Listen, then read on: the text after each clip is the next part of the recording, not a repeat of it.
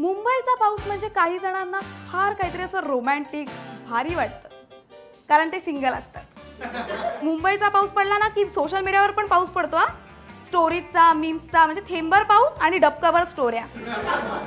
त्या स्टोऱ्यांमधनं काही तरुण पावसाळी कवी असे गांडळासारखे बाहेर येतात. म्हणजे बारिश की दो बूंदे और तेरी यादे, चहाचा तो कप त्यात बुडवली भजी, खिडकीतून पाऊस बघताना आठवण आली तुझी. आता ते ब्रेकिंग न्यूज वाले पण बिचारे बोंबलून बोंबलून सांगत असतात की आज हवामान खात्याचा मुंबईला रेड अलर्ट, मुंबईला रेड अलर्ट. पण मुंबईवाले म्हणतात की रेड अलर्ट तुमच्या खात्यात, आम्ही मात्र रस्त्यात.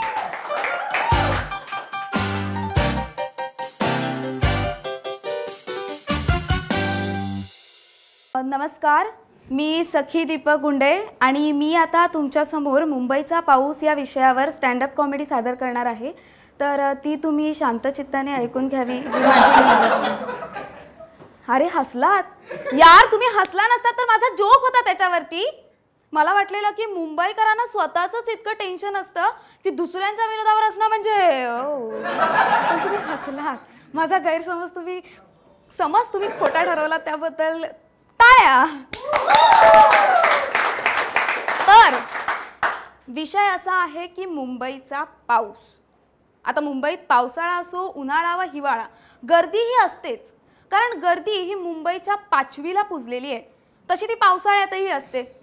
कारण मुंबईकर घरात फक्त झोपायला जातात, बाकीचा वेळ ते प्रवासात, ऑफिसात नाहीतर नाक्यावर असतात. आता ते ब्रेकिंग न्यूज वाले पण बिचारे बोंबलून बोंबलून सांगत असतात की आज हवामान खात्याचा मुंबईला रेड अलर्ट, मुंबईला रेड अलर्ट. पण मुंबईवाले म्हणतात की रेड अलर्ट तुमच्या खात्यात, आम्ही मात्र रस्त्यात. कारण की मुंबईकरांना रस्त्यात येण्यापासून कोणीही अडवू शकत नाही. अगदी पूर जरी आला तरी ते कमरेभर पाण्यात असे असे करून चालतील, पण घराबाहेर पडणारच. म्हणजे तो पावसाळाही मुंबईकरांसाठी फार लांब नाही की ज्या वेळेस मुंबईच्या रस्त्यांवर टॅक्सीऐवजी काळ्या पिवळ्या अशा बोटी फिरताना दिसतील. शेअरिंग बोट 20 रुपये सीट. असं असताना मुंबईचा पाऊस म्हणजे काही जणांना फार काहीतरी असं रोमॅन्टिक भारी वाटतं, कारण ते सिंगल असतात. Reality is different bro. मुंबईच्या पावसात कवी कल्पना बाजूला ठेवून काहीतरी रोमॅन्टिकपणा करायचा म्हणजे मोठं धाडस आहे. अशा वेळी एकच ऑप्शन उरतो, ते म्हणजे एकाच छत्रीतनं चालत जायचं. कारण बसायला जागाच नसते, सगळे बाकडे ओले असतात. अशा वेळी चालतच जाऊ शकतो आपण. मग ती एक छत्री, त्याने तिच्या खांद्यावर हात टाकलाय, तिनेही त्याला कमरेतून पकडलंय छान. पुढे जाऊन छान चहा, कांदा भजी, मक्याचं कणीस वगैरे असं काहीतरी खाण्याचा त्यांचा बेत आहे. चाफ्याच्या, मोगऱ्याच्या, भविष्याच्या गप्पा करत आरामात वेळ घालवत ती दोघं जण चालले आहेत. आणि अशा त्या जोडप्याला एखाद्या कामावरून सुटलेल्या, फ्रस्ट्रेटेड, घरी जायची घाई असलेल्या एखाद्या माणसाने अबे चल बे, एक तो इतुसी जगह है, हाँ उसमें भी धीरे धीरे चलते, चल चल असं म्हटलं तर लहानपणापासून ज्या पावसाचा आपण आनंद घेत आलो ते सगळे पावसाळे एकत्र येऊन चिडवल्यासारखे धबाधबा भिजवून गेल्यागत वाटतात. त्यात प्रेयसी समोर झालेला अपमान तो वेगळा.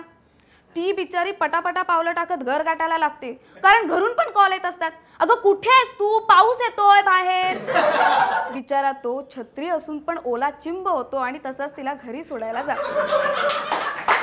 अशा प्रकारे मुंबईचा पाऊस आपले प्रेमाचे रंग दाखवतो. आता त्या रंगांवरनं मला आठवलं, तुम्हाला ते पावसाळ्यात चिखलामध्ये असं गाडीतलं पेट्रोल वगैरे सांडतं तेव्हा इंद्रधनुष्यासारखे रंग तयार होतात, ते पाहिले तुम्ही? सगळ्यांनी पाहिले? मुंबईत फक्त तेवढंच इंद्रधनुष्य दिसतं. कारण वर तुम्ही आकाशात शोधायला गेलात ना तर फक्त बिल्डिंगी दिसतात. त्या बिल्डिंग्स बाबतही एक किस्सा आहे. लहानपणी मी आईकडे फार हट्ट करत होते की मला भिजायला जायचंय, मला भिजायला जायचंय. त्यावर आई काय म्हणाली माहितीये? शी, इथे कुठे जाणार आहेस तू भिजायला? इथे पावसाचं पाणी ढगातून डायरेक्ट अंगावर नाही पडत, मध्ये बिल्डिंग्स येतात, त्यांच्या पत्र्यावर ना कबुतरांनी किती दिवसांचा हगून ठेवलेला असतं, किती लोकांनी घाण केलेली असते, ते सगळं साफ करत ते पाणी तुझ्या अंगावर पडणार आणि त्यात भिजायला जाणार आहेस तू? माझी इच्छाच केली तेव्हापासून भिजण्याची.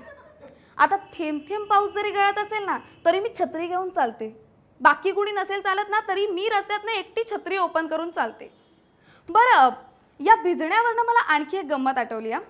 मुंबईच्या पावसाबाबत ना गुगल पण फार कन्फ्यूज आहे. त्या दिवशी बाहेर कडक ऊन पडलं होतं, एक 12.5 पाऊंडची वगैरे वेळ होती आणि गुगलचं नोटिफिकेशन आलं मला 24 डिग्री तापमान आणि 1 वाजता पाऊस पडण्याची शक्यता. मला उत्सुकता वाटली, मी उघडून बघितलं ते नोटिफिकेशन. ते 24 डिग्रीच्या खाली लिहिलेलं 31 डिग्री असल्यासारखे वाटते. म्हणजे बरोबर असा प्रश्नही विचारलेला की तुमच्याजवळ पाऊस पडत आहे का. मी अर्थात तिथे 2 ऑप्शन होते, हो नाही. मी नाही म्हटलं. त्यावर गुगल म्हणतं धन्यवाद, आपण भिजला नाही त्याचा आम्हाला आनंद आहे. मला अशी उत्सुकता लागून राहिली की मी हो म्हटलं असतं तर काय झालं असतं आणि त्याची संधी मला आज मिळाली. आजही गुगलचं नोटिफिकेशन आलेलं 30 डिग्री तापमान. उघडून पाहिलं 37 डिग्री असल्यासारखे वाटते. वर पुन्हा तोच प्रश्न, पण यावेळेस पाऊस पडत नसतानाही मी मुद्दाम हो म्हटलं. त्यावर गुगल म्हणालं धन्यवाद, आपण दिलेल्या प्रतिक्रियेबद्दल आम्ही आभारी आहोत, भिजू नका. Okay Google. मुंबईला खड्ड्यांची जुनी परंपरा आहे आणि ते पावसाळ्यात ते खड्डे खास लहान मुलांसाठी असतात, कारण त्यांना त्यात उड्या मारायला मजा येते ना, असं डबक्यामध्ये ठुबुक ठुबुक. पण फक्त लहान मुलं उड्या मारतात ते बरं दिसत नाही. म्हणून यंदा BMCने खास मोठ्यांसाठी पण सोय केली आहे. तुम्हाला काय वाटलं ते जे खड्डे बनत आहेत ते काय मेट्रोसाठी आहेत? इट इज वॉटर पार्क, आपल्यासाठी आहे ते. तर मुंबईत फक्त पाण्याचा पाऊस नाही पडत हा, बाकीचे पाऊसही असतात. काय आलं डोक्यात? काय आलं? अरे मी ते दिवाळीच्या पावसाबद्दल बोले यार. आपण तो फुलबाजा लावतो, पाऊस धबधब तो पाऊस यार. बरं, सोशल मीडियावर पण मुंबईचा पाऊस पडला ना की सोशल मीडियावर पण पाऊस पडतो हा. स्टोरीजचा, मीम्सचा, म्हणजे थेंबर पाऊस आणि डबकाभर स्टोऱ्या. त्या स्टोऱ्यांमधनं काही तरुण पावसाळी कवी असे गांडळासारखे बाहेर येतात, कारण ते फक्त पावसाळ्यातच कविता करतात. म्हणजे वर्षभर असं सौमित्र, गुरु ठाकूर, वैभव जोशी असे त्यांनी मधून मधून ऐकले वाचलेले असतात आणि मग पावसाळ्यात येऊन ते कविता करतात. 4 ओळी वगैरे पाठ असतात त्यांना, पण कवितांच्या जगातून फिरून आल्यासारखे ते गप्पा गोष्टी करतात. म्हणजे बारिश की 2 बूंदे और तेरी यादे, चहाचा तो कप, त्यात बुडवली भजी, खिडकीतून पाऊस बघताना आठवण आली तुझी. त्यात आणखी एक प्रकार असतो ते म्हणजे स्वतःला पण आणि तिला पण उपमा देत सुटायचं. तू पाऊस, मी छत्री, तू पेपर, मी कात्री, तू गोंधळ, मी खात्री, तू उडणारा पक्षी, मी बेभान वारा वगैरे. कशाला? असं वाटतं ना की त्या पावसाळी कवींना त्याची होडी करून त्यांच्या कवितांची होडीत बसवून सोडून दिलं पाहिजे पाण्यामध्ये. तुमच्याही वाट्याला आले असतील ना असे पावसातले कवी? अरे आलेच असणार 100%. त्याशिवाय का विजोटवाणीचा प्रोमो सुचला तुम्हाला? साठवण आणि चिखलाची ती आठवण साठवण वगैरे. तर अशा या पावसाळी कवींवर केलेली मी एक जी कविता आहे ती तुम्हाला ऐकवते. पावसाळी कवी इज इक्वल टू गांडूळ. पावसाळी कवी इज इक्वल टू गांडूळ. अक्षरांची नुसती यांच्या मनात चुळबुळ. छत्री, पाऊस, चहा, गर्लफ्रेंड या पलीकडे यांना दुसरं काही दिसतच नाही. छत्री, पाऊस, चहा, गर्लफ्रेंड या पलीकडे यांना दुसरं काही दिसतच नाही. भिजलेला मी, भिजलेली ती, भिजलेले केस या पलीकडे दुसरं काही सुचतच नाही. भिजणं म्हणजे यांच्यासाठी जणू उत्स्फूर्त सुचणं असतं. भिजणं म्हणजे यांच्यासाठी जणू उत्स्फूर्त सुचणं असतं. पाऊस जरी थांबला तरी भावनांचं नुसतं नाचणं असतं. यांचे आदर्श म्हणजे गुरु ठाकूर आणि वैभव जोशी. यांचे आदर्श म्हणजे गुरु ठाकूर आणि वैभव जोशी. अरे पण त्यांचे विचार कुठे? यांची यमकच जुळतात कशी बशी. काय तो पावसाळी कवी, काय तो पाऊस, काय ती खिडकी आणि काय ती चाय. काय तो पावसाळी कवी, काय तो पाऊस, काय ती खिडकी आणि काय ती चाय.